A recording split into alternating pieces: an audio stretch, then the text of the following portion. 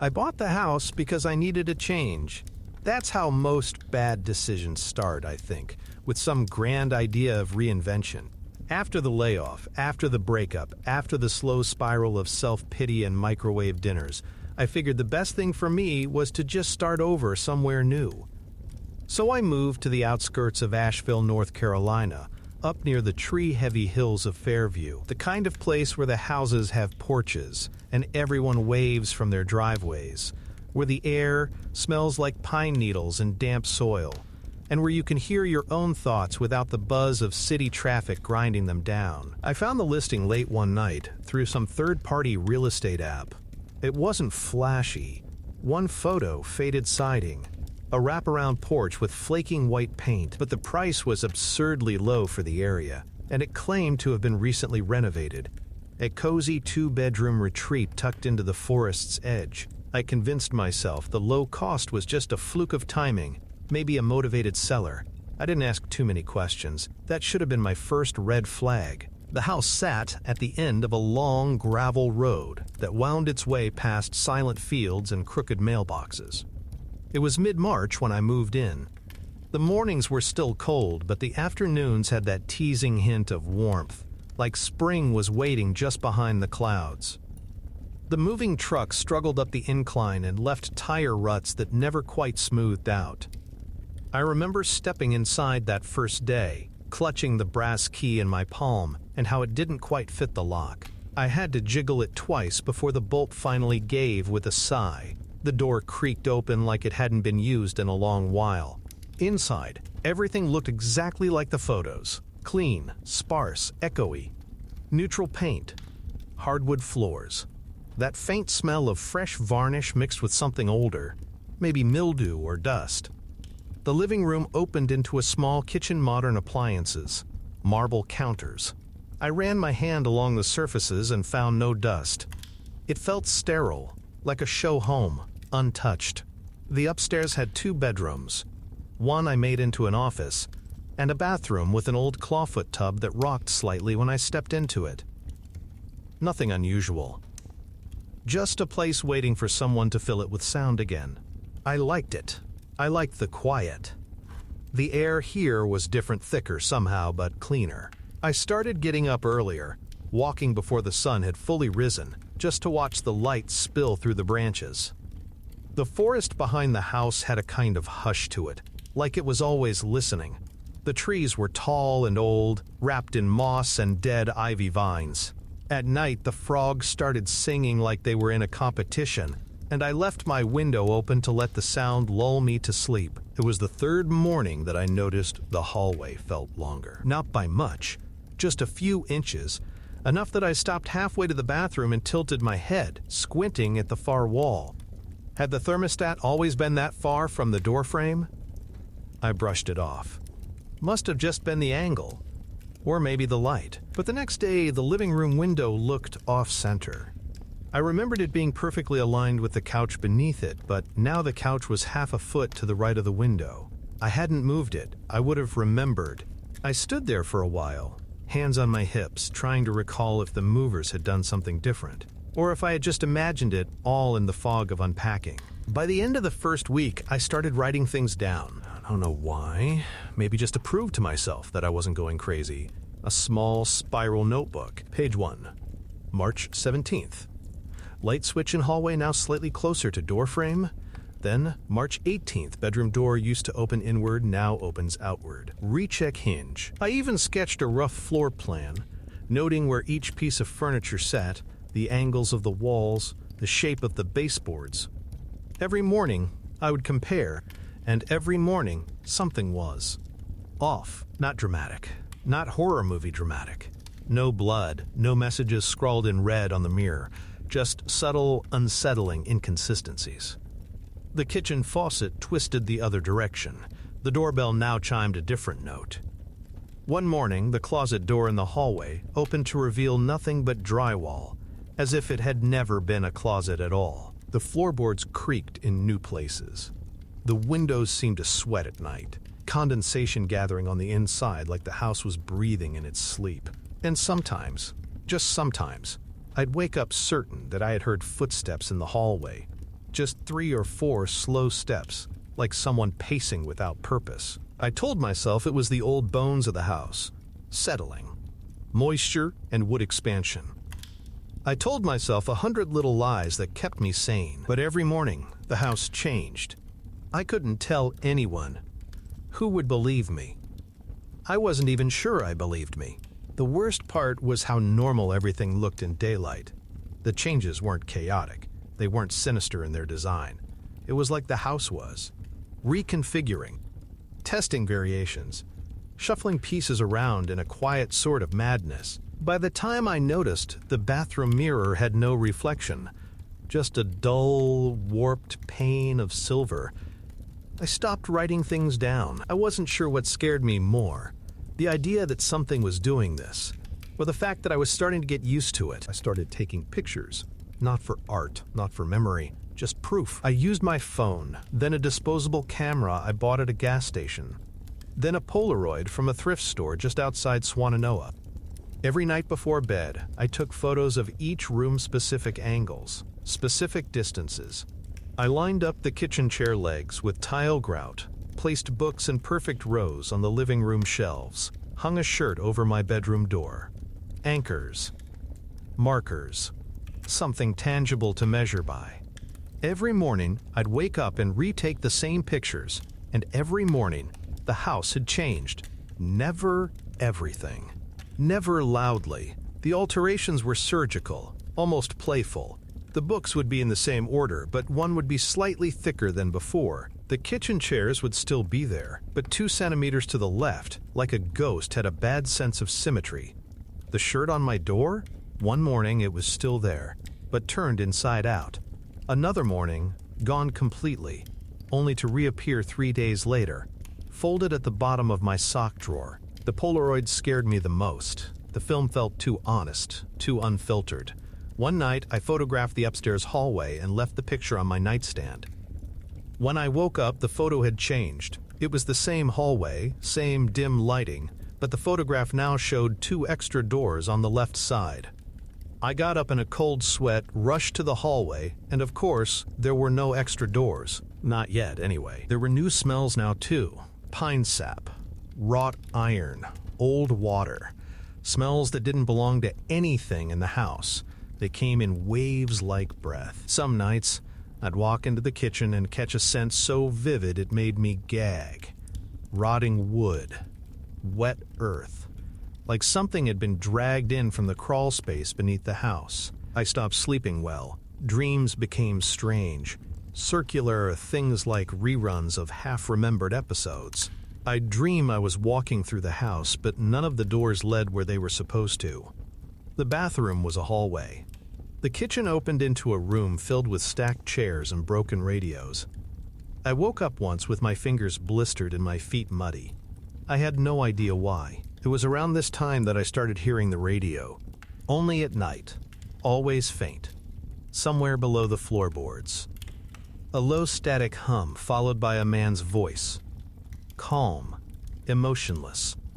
Reading what sounded like coordinates or weather reports. Barometric pressure 29.92. Light winds from the east 34.8827 N. 82.4 311 W. I checked those coordinates. They pointed to a spot in the forest, maybe a mile behind the house, near the old logging trail that hadn't been used in years. I didn't go. I told myself I was being paranoid. I told myself stress could manifest like this, hallucinations and misplaced objects. I stopped talking to friends. I stopped answering emails. I started listening to the silence between the walls. Then the stairs shifted. The 3rd step from the bottom developed a squeak. Harmless, right? Except it used to be the 7th step that squeaked. I'd memorized it without trying, because I always used to skip that step coming down in the mornings. But now the 7th step was silent, and the 3rd step cried out like something trapped inside. It wasn't just location anymore, it was personality. The house was deciding who it wanted to be. One morning, I opened the linen closet and found stairs behind the towels. Narrow, wooden stairs that hadn't been there before. They spiraled down into complete darkness. I stood there with a mouth full of cotton and cold sweat on my back. I reached for my phone, no signal. I reached for the wall switch, no light. The towels were warm though, like someone had just pulled them from the dryer. I closed the door, I bolted it shut. That night, I dreamed of water again, of something rising from a basement I didn't know I had. I woke up soaked in sweat, my sheets twisted around me like vines. I could hear the creak of footsteps below, slow, uneven. Someone testing the weight of the floorboards. I opened the bedroom door, heart pounding in my chest. The hallway was empty, but something had changed again. The bathroom door was missing. I stood there for a long time, just staring at the blank wall where it should have been. My mouth tasted like copper. The air buzzed faintly, like a wire left half live. I ran my fingers along the wall, expecting seams, paint differences, anything. Nothing. Smooth drywall, slightly warm to the touch. I laughed then, a small, broken laugh that startled me with how strange it sounded in the quiet. That night, I moved a chair into my bedroom and jammed it under the doorknob, not because I thought it would help, but because it gave me the illusion of control. The next morning, the chair was gone. In its place was a piece of paper. Old, brittle, cream-colored, like the kind used in deeds or birth certificates. There was only one sentence, written in clean cursive ink. "You are not dreaming." I tried to leave. It wasn't some dramatic midnight escape. No suitcases or teary-eyed glances in the rearview mirror. I just packed a duffel, tossed in some clothes, my laptop, charger, wallet. I told myself I'd stay at a motel in town for a few nights, clear my head, let the madness settle. But the front door wouldn't open. It unlocked. The handle turned. The hinges creaked.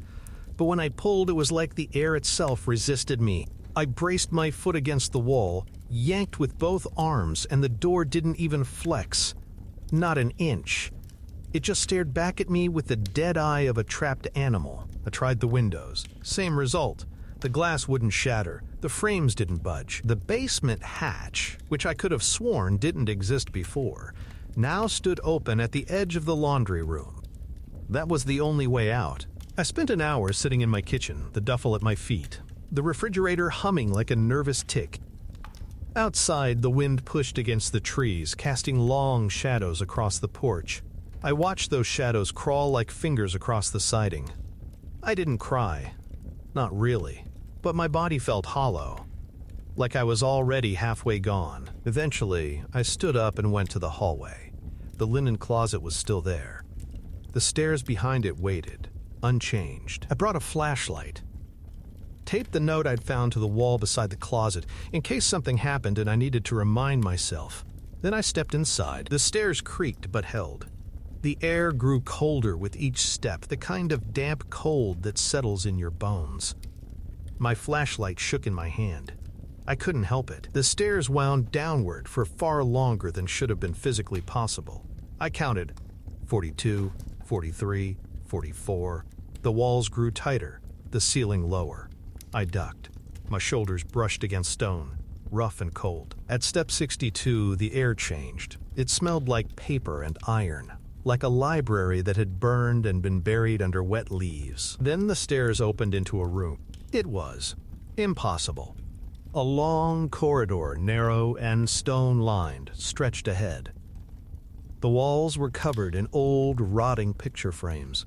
Each one held a black and white photo, slightly blurred, like they'd been taken from a hidden vantage.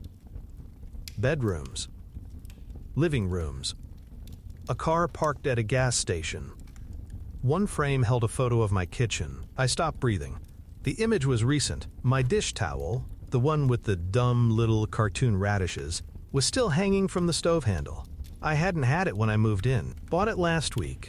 This photo couldn't be more than a few days old, and in the photo, there was someone standing at the window, their face obscured by the glare. I turned and ran up the stairs. Past the numbered steps, my flashlight bounced and flared against the walls. I didn't look back. I didn't want to know what might have been behind me. When I burst back into the hallway, everything was different again. The light was wrong. Warmer, like late afternoon sun, though I knew it was barely morning.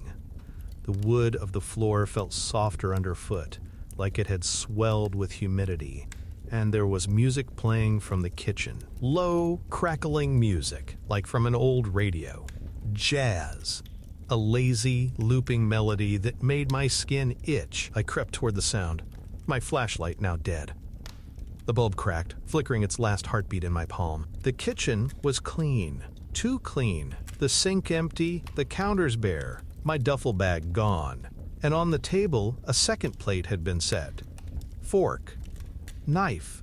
A glass half full of water.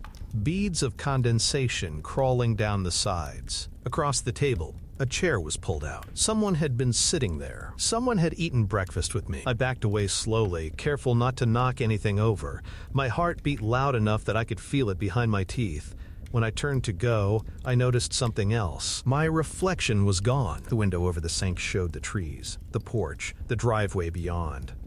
But not me. Just a faint distortion, like heat waves rising from asphalt. That's when I understood, truly understood, that I was not alone in the house. Maybe I never had been. That night, I slept with the lights on. I curled up in the bedroom with the chair braced against the door again. I didn't dream, I didn't move. I just lay there, listening. The house breathed. Its walls popped and settled, but not randomly.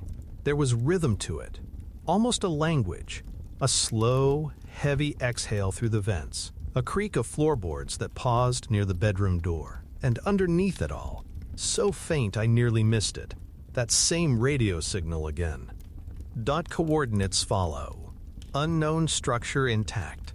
Initiate interior phase. I stayed in that room for 3 days. I didn't eat, I didn't wash, I didn't leave. I watched the light shift through the slats of the blinds and counted the heartbeats between each creak in the floor. I tried my phone. It powered on, but every app was blank. Just white screens and static. On the third day, the chair moved on its own. It slid an inch to the left, then stopped. No wind, no vibration, just movement. Deliberate and casual, like the house was stretching its legs. And somewhere inside the walls, something knocked. 3 times. Knock, knock, knock. I broke on the 5th day. Not loudly, not theatrically, just quiet collapse. I found myself curled on the living room floor at 3:14 in the morning, knees pressed to my chest, whispering nonsense to the floorboards. I don't remember walking there. I don't remember deciding anything. One moment I was blinking in the stale air of my bedroom, and the next I was downstairs, rocking slightly, mouthing the words to a song I hadn't heard in 20 years. The house didn't sleep. It pulsed, like a muscle. That morning, a new door appeared. It was in the dining room, carved into the wallpaper like it had always belonged there. No frame, just a black outline in the floral pattern. No handle. I touched it. The paint was still wet. It opened inward. The room beyond was tall, much taller than it should have been. 2 stories at least, with walls that shimmered as if coated in fine dust. A soft humming sound filled the air, the kind you hear under high-voltage wires. The smell of ozone and wax and something burnt clung to everything. I didn't mean to step inside. My feet did it without me. There were no lights, yet I could see. A dim gray-blue glow radiated from the corners, source unknown. The floor sloped downward, subtle at first, then sharply. I moved like a sleepwalker, one hand trailing along the wall. The texture shifted with each step, smooth, then grainy, then something like velvet or skin. Then I reached the center of the room, and the floor dropped away. I didn't fall. Not fully. I stumbled, half slid, catching myself on a ledge that shouldn't have been there. Below me was a pit, wide and deep, a space not carved by human hands. The walls were lined with what looked like mirrors, but they didn't reflect light. They absorbed it. In those surfaces, I saw myself, not just standing, but moving, pacing, screaming. Flickering versions of me, looping endlessly like surveillance footage. One version was curled in a bathtub, blood swirling in the drain.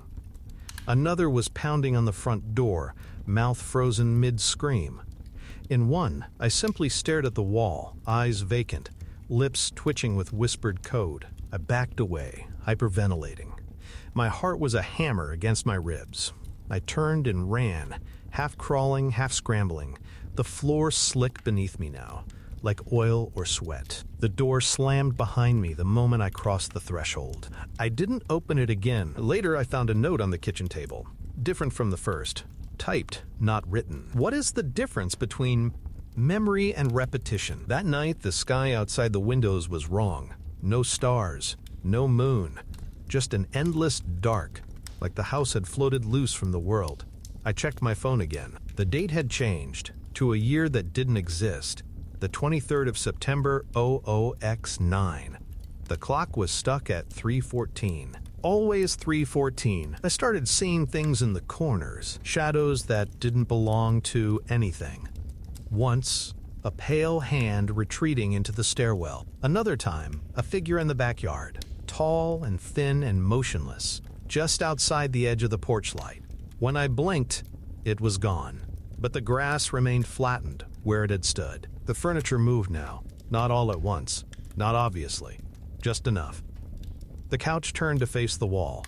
The fridge door opened slightly when I walked past. A chair pulled out from the table, then pushed back in when I looked again. I found photographs tacked to the inside of my closet, dozens of them, all of me.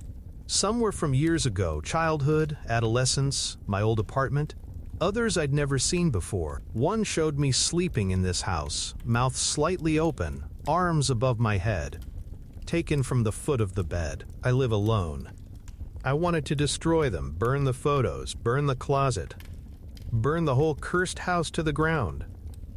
But I didn't, because I found one photo that made my blood freeze. It was a shot of me standing in the hallway, and I was holding a match. Behind me, the walls were already on fire. The flames in the image were alive, but they weren't consuming the house. They were shaping it, molding it.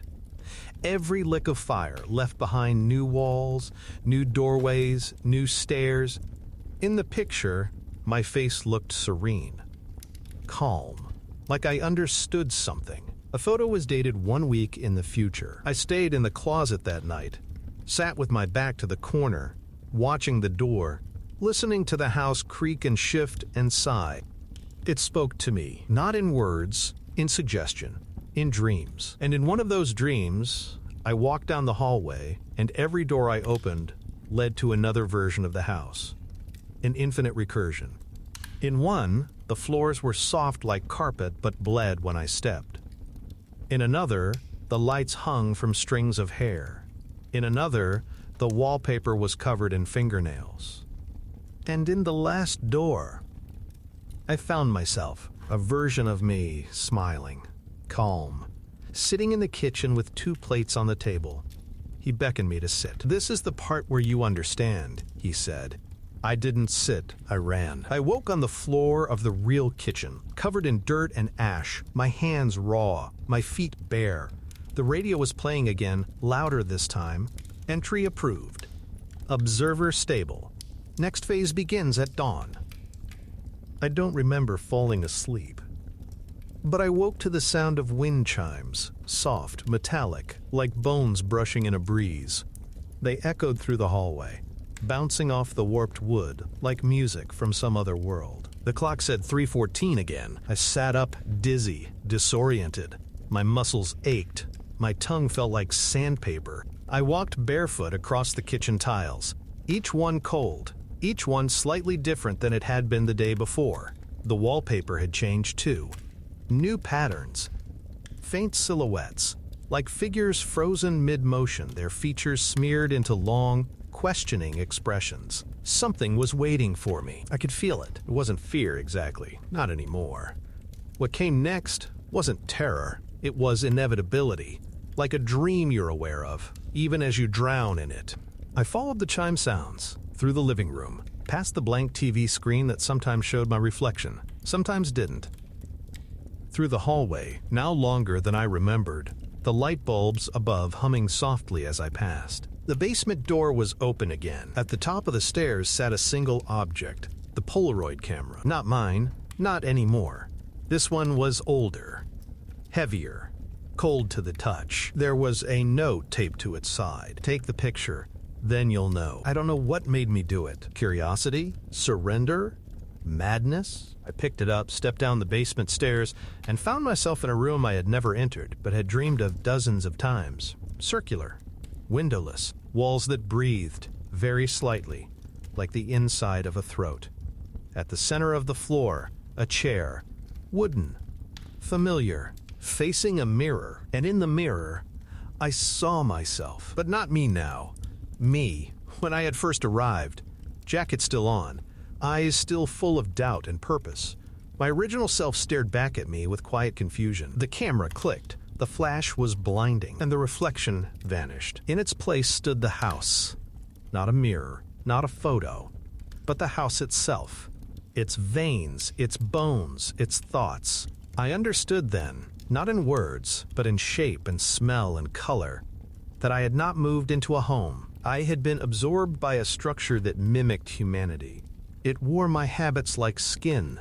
The house was not haunted. It was sentient, and it was learning. Every morning I had woken up in a new version of its thought process. Every rearranged hallway, every misshapen room, every relocated door. It was constructing its identity based on me, my routines, my memories, my fears. It hadn't just trapped me, it had become me. I tried to scream, but the sound didn't reach my throat. My voice had been taken, filed away somewhere under the floorboards, cataloged with all the other things I had brought with me.